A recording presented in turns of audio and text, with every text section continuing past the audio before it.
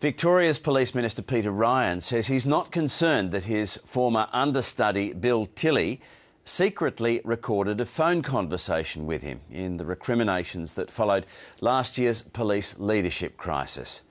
Mr Ryan and Mr Tilley remain at odds over who knew what in the lead up to the resignation of former Police Chief Simon Overland. But Mr Ryan today dismissed the matter as much ado about nothing.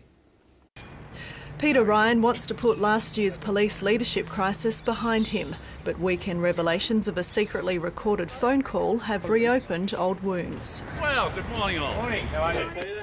The former Parliamentary Secretary for Police, Bill Tilley, taped the conversation last November because he says he felt Peter Ryan was verballing him into releasing a joint statement, explaining why the pair gave conflicting evidence to the Office of Police Integrity over whether Mr Tilley had told Mr Ryan about a meeting which discussed the future of former Police Commissioner Simon Overland.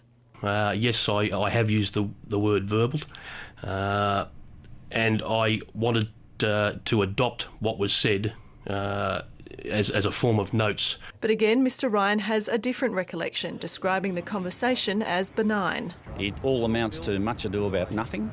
I have no difficulty at all with the concept that people may be recording a conversation in which I am with them at the time.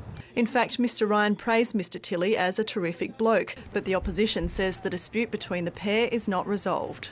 He thinks so little of the integrity and the honesty of Peter Ryan that he felt the need to tape record the conversation to protect himself. Despite this issue flaring up again, the Premier is keen to stay out of it. He says he hasn't directly spoken to Bill Tilley since the weekend, but he will have a conversation with him when Parliament resumes next week.